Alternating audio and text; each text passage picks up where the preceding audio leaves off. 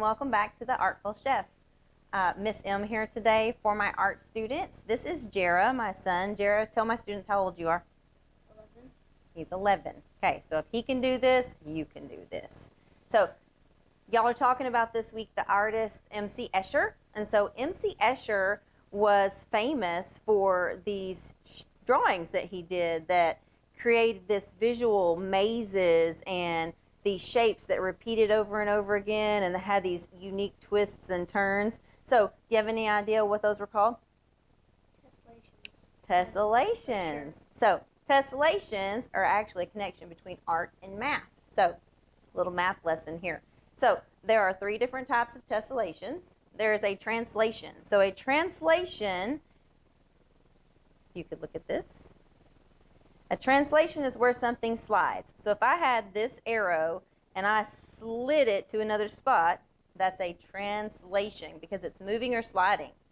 So if I had a rotation and I had something like this and I'm a rotation. So a rotation is something that turns, repeats when it turns, okay?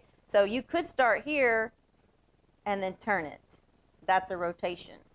All right? Okay. All right. Now, a reflection is another kind of tessellation. A reflection reflects or flips. So if you had this shape right here and you flipped it over like that, that would be a reflection. Same thing with this. If you had this arrow and you flipped it over like this, that's a reflection. So today, to do your assignment, you will need scissors, a piece of paper, some tape, a ruler, and something to write with.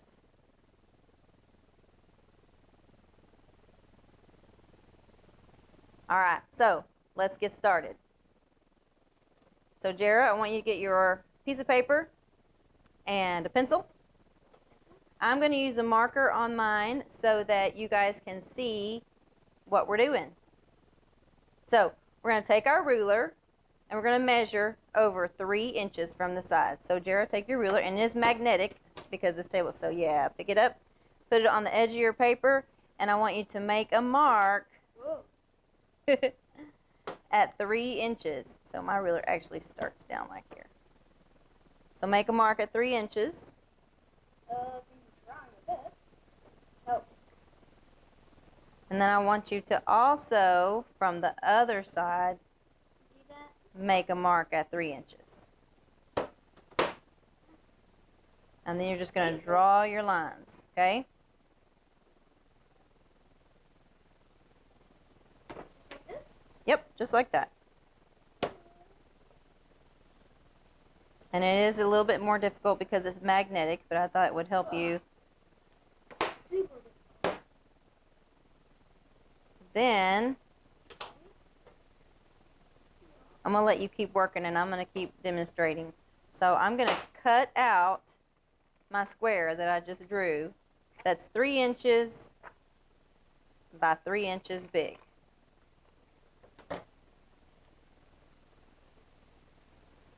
So an important thing to think about with tessellations is that when they repeat over and over again, they cover an area without leaving any gaps or overlaps.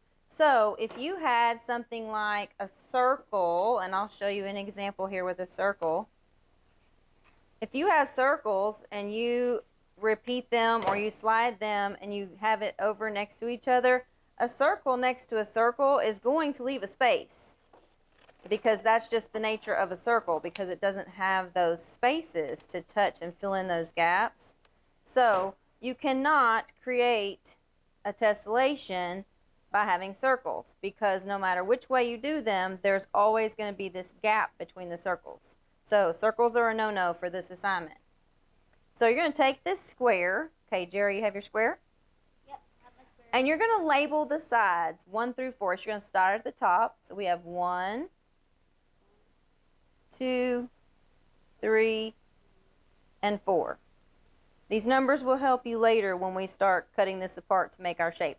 So we're creating a unique shape to make our tessellation picture with. So it can be any kind of lines that you want on here, but we're going to only draw on side 1. So I want you to make some kind of unique shape that's going to go over here on side 1. Okay. about from this? one edge to the other.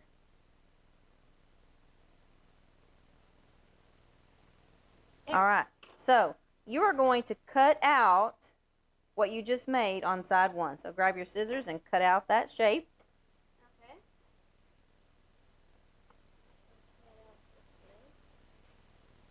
Easier.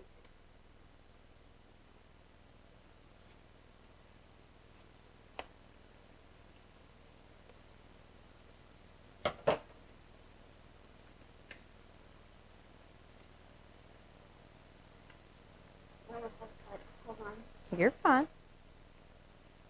No hurry, I'm just getting your tape ready. Okay.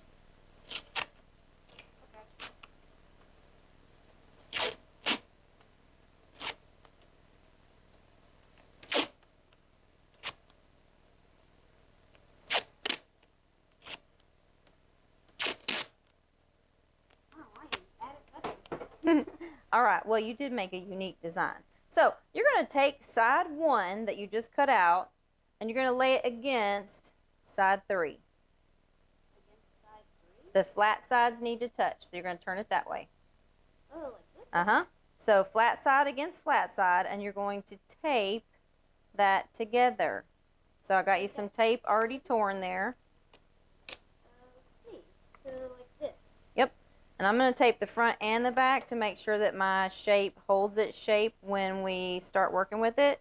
And so what I'm going to do is I'm going to cut off this excess tape that I have here so that I still have my shape that I've made. Ooh, smart. Okay? So you can flip it over and tape the back. This? Okay. Uh-huh. That way it doesn't flop around. Like that. Yep. And now you can Okay. cut off that extra tape. Yes, ma'am.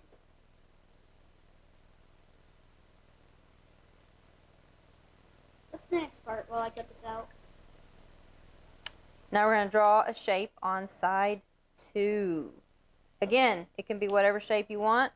You're going to come up with something creative here that goes to the edge of side 2. And you're going to cut out that shape.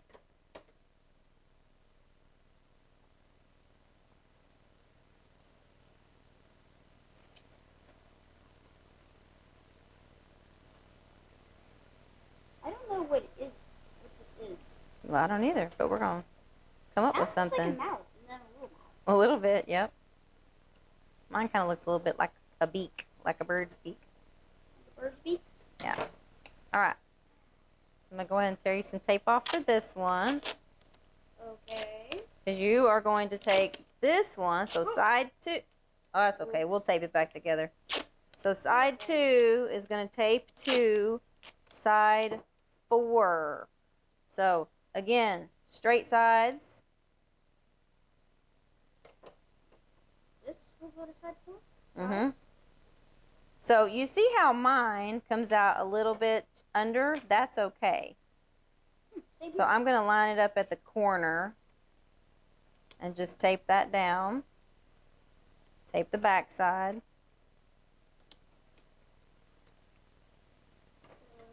And then I'm going to do what I did before, where I'm going to cut off this excess tape so I can still see my design. Okay.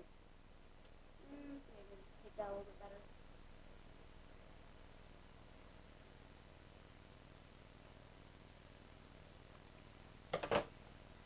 Okay. All right. Now do the other side. Okay. And then, what's the next step? Well, like, So, the excess. now that we have our design, whatever it is that you've come up with, we're going to start drawing this pattern over and over on our piece of paper. So we're going to let Jira get finished with that, and we're going to get it set up with some paper so we can show you the next step. Ready for the next step. So we are using cardstock, but you can use any kind of paper that you have at home if you're doing this at home. For my students who are going to be doing this in class with me, they'll be using art paper, but cardstock is going to work for us today. So Jira is going to demonstrate a what? Reflection. A reflection. So Jara is going to trace his shape. He's going to put it right on the edge of his paper, and he's going to trace this outline. And then he's going to flip it this way to make a reflection. Then he's going to flip it again and make his reflection again. And then another reflection. And he's going to keep going this way until he fills his page. I'm going to demonstrate, I think I'm going to demonstrate a rotation for you. So that means I would trace my shape this way, and then I would take that point and I would pivot it so that it turns this way. So we're going to both do this together, and we're going to put this on a time lapse so that y'all can see the process, and then we'll be back to you to talk about the ending.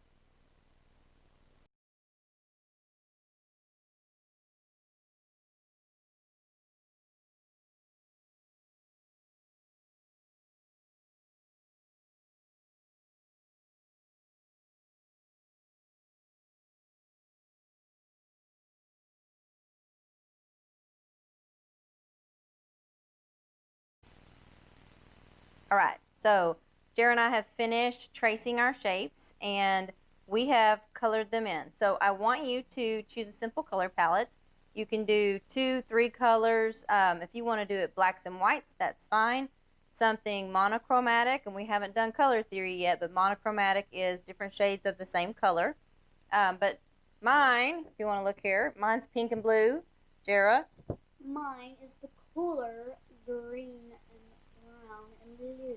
All right.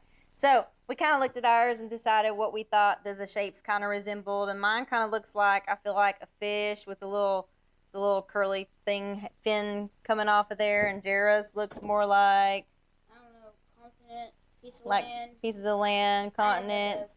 But I look forward to seeing your pictures. Remember to take a photo, upload it to the assignment section in Canvas.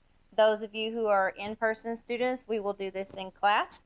If for some reason you don't make it to class, you need to watch the video and upload your work when you're done at home.